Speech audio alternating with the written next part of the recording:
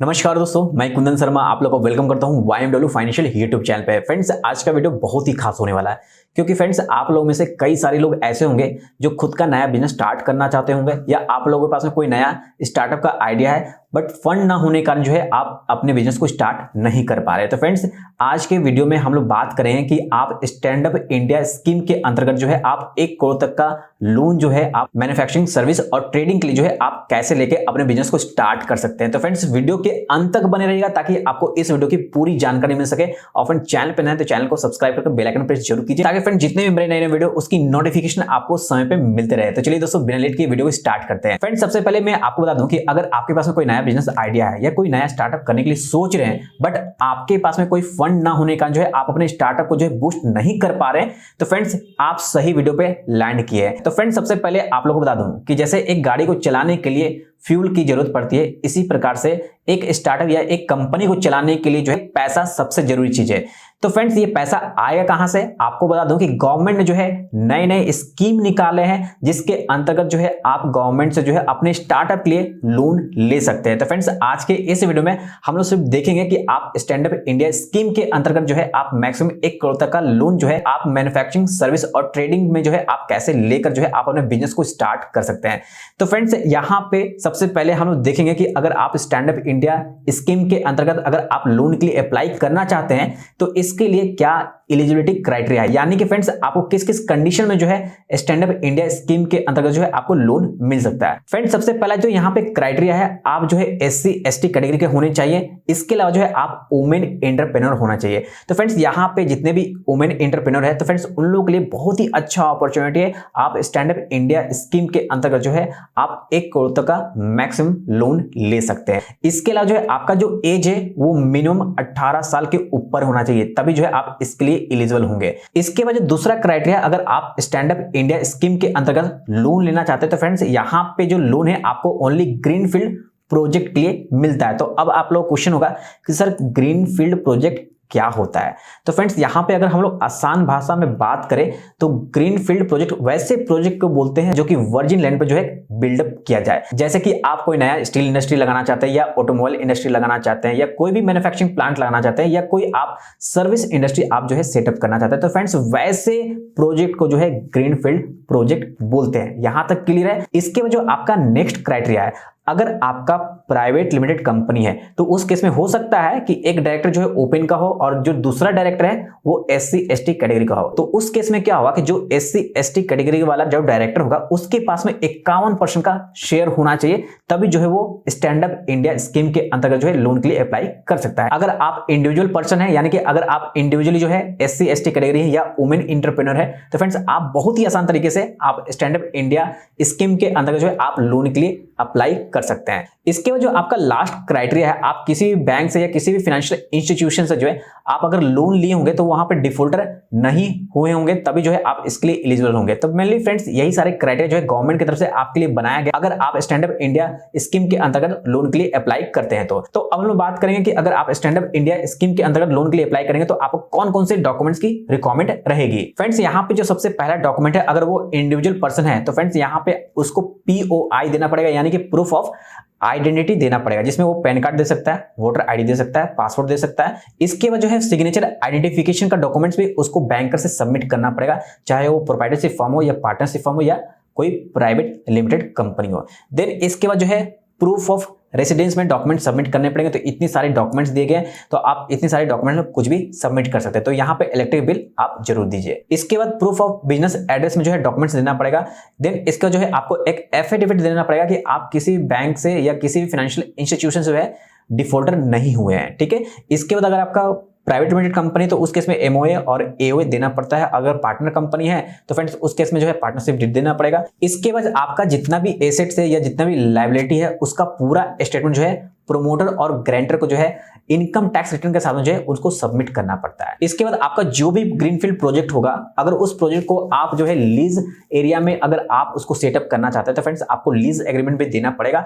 इसके साथ साथ अगर उसको पॉल्यूशन क्लियरेंस रिक्वायरमेंट है तो फ्रेंड्स आपको पॉल्यूशन कंट्रोल बोर्ड से जो है आपको NOC सबमिट करके आपको देना पड़ता है। इसके बाद जो है आपको SSI यानी कि स्मॉल स्केल इंडस्ट्री या MSME में जो है आपका रजिस्ट्रेशन होना चाहिए। इसके बाद जो है आपको नेक्स्ट 2 ईयर का प्रोजेक्टेड बैलेंस जो है आपको सबमिट करना पड़ेगा। फ्रेंड्स प्रोजेक्टिव बैलेंस शीट क्यों सबमिट करना पड़ता है आपको क्लेरिफाई कर दो, क्योंकि फ्रेंड्स किसी भी इंडस्ट्री को चलाने के लिए वर्किंग कैपिटल की रिक्वायरमेंट रहेगी। अगर आपका प्रोजेक्टिव बैलेंस शीट क्लियर रहेगा तो फ्रेंड्स आपको उसी के हिसाब से जो है वर्किंग कैपिटल आपको दिए जाते हैं। यहां तक क्लियर है। इसके अलावा आप SC ST कैटेगरी में आते हैं, इसके लिए जो है आपको डॉक्यूमेंट सबमिट करना पड़ता है। इसके अलावा अगर आपका प्राइवेट लिमिटेड कंपनी है और उस कंपनी में जो है 3-4 डायरेक्टर हैं, जिसमें आपका जनरल भी है, OBC भी है और SC ST कैटेगरी भी है, तो उस केस में जो है आपको शेयर होल्डिंग पैटर्न्स आपको सबमिट करना पड़ता है कि यानी कि जो भी डायरेक्टर है उनके पास में कितना शेयर होल्डिंग है।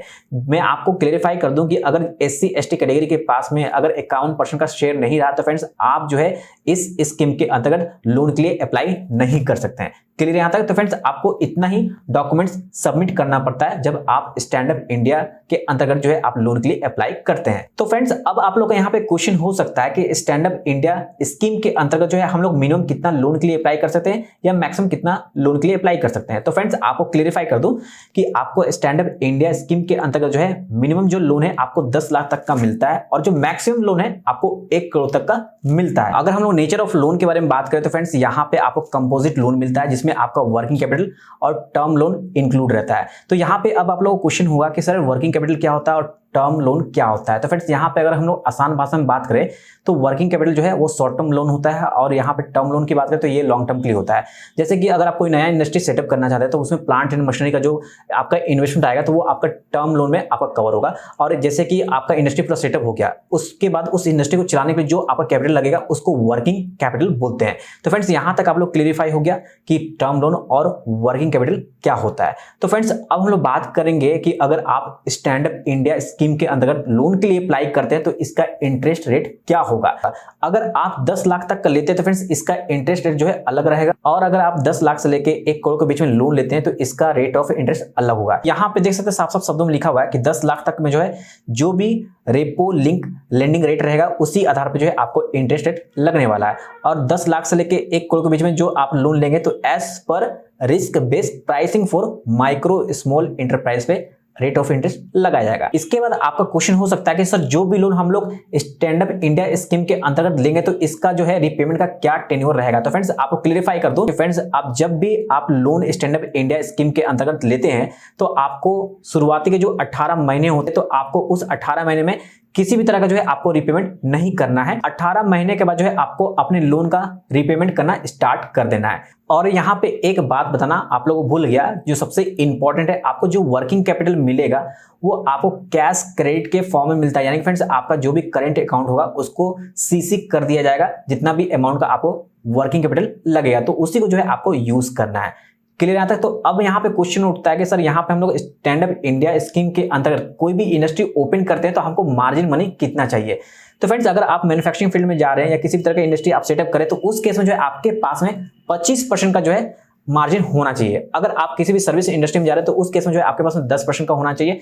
तो फ्रेंड्स ये सारे जो है मार्जिन अलग अलग जो है बैंक का अलग अलग बनाया गया है। तो फ्रेंड्स आप जिस बैंक से लोन ले रहे हैं तो फ्रेंड्स आपका वहां पे पूरा क्लेरिफाई कर दिया जाता है कि आपको कितना परसेंट का मार्जिन आपके पास होना चाहिए। इसके बाद हम लोग यहाँ बात करेंगे कोलेटरल सिक्योरिटी की। फ्रेंड्स आपको क्लेरिफाई कर दूं कि स्टैंड अप इंडिया स्कीम के अंतर्गत अगर आप लोन लेते हैं तो यहां पे देख सकते हैं साफ साफ शब्दों में लिखा गया है no collateral third party guaranteed to be opted, यानी कि थर्ड पार्टी का यहां पे गारंटी लिया जाता है। ये जितना भी लोन है फ्रेंड्स ये किसके अंदर कवर होता है? CGSSI यानी कि credit guarantee scheme for stand up India scheme. यहां तक क्लियर है आप लोगों को? तो यहां तक अगर आप लोगों को पूरा क्लियर हो गया कि स्टैंड अप इंडिया स्कीम के अंतर्गत जो है कौन कौन से लोग जो है अप्लाई कर सकते हैं, कौन कौन से डॉक्यूमेंट्स आपको लगने वाले हैं, इसका क्या रीपेमेंट का टेन्योर रहेगा और कितना रेट ऑफ इंटरेस्ट लग सकता है। तो अब हम लोग देखेंगे कि अगर आपको स्टैंड अप इंडिया स्कीम के अंतर्गत लोन के लिए अप्लाई करना है तो इसके लिए आप कैसे अप्लाई कर सकते हैं। तो फ्रेंड्स सबसे पहले क्लेरिफाई कर दूं कि इंडिया में जितने भी बैंक है आप सभी बैंक से जो है स्टैंड अप इंडिया स्कीम के अंतर्गत जो है आप लोन के लिए अप्लाई कर सकते हैं। तो फ्रेंड्स मेरे जो क्लाइंट है उनका जो है मैं SBI बैंक से स्टैंड अप इंडिया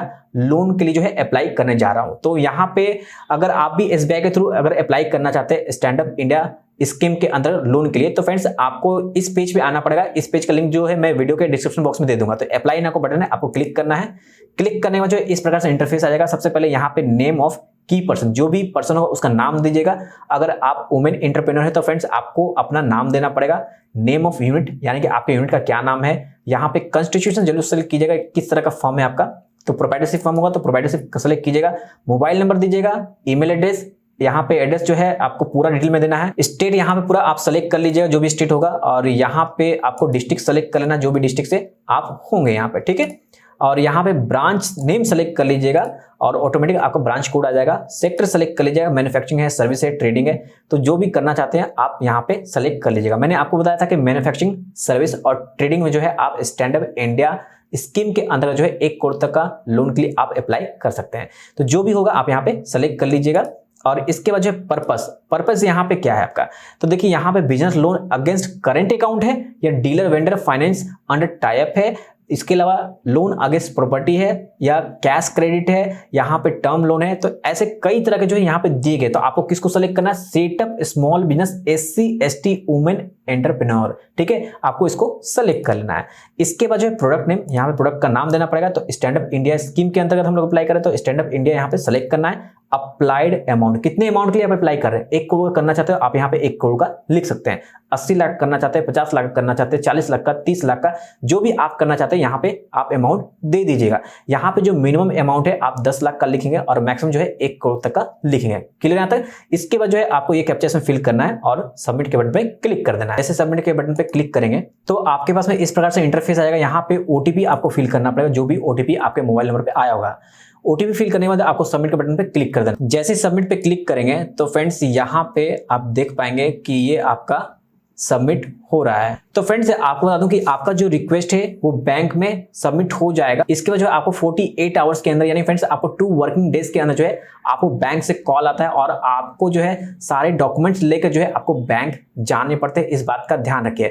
तो मैं आपको यहाँ पे पर्सनल ओपिनियन यही देना चाहता हूँ कि फ्रेंड जब कभी भी आप स्टैंड अप इंडिया स्कीम के अंतर्गत लोन के लिए अप्लाई करना चाहते हैं तो फ्रेंड्स आप अपने रिस्पेक्टिव बैंक के मैनेजर से आप पहले बात कर लीजिए। इसके बाद ही आप इस स्कीम के अंतर्गत लोन के लिए अप्लाई करें और आप अपने नए बिजनेस को स्टार्ट कीजिए। अगर आपको इस वीडियो के रिगार्डिंग कोई भी क्वेश्चन हो तो वीडियो कमेंट बॉक्स में जरूर कमेंट कीजिए, और वीडियो पसंद आया ना तो वीडियो को लाइक एंड शेयर जरूर कीजिए, ताकि फ्रेंड जिन लोगों को जानकारी नहीं उन लोगों को जानकारी हो सके। बस आज के लिए इतना ही इस वीडियो में। धन्यवाद। जय हिंद।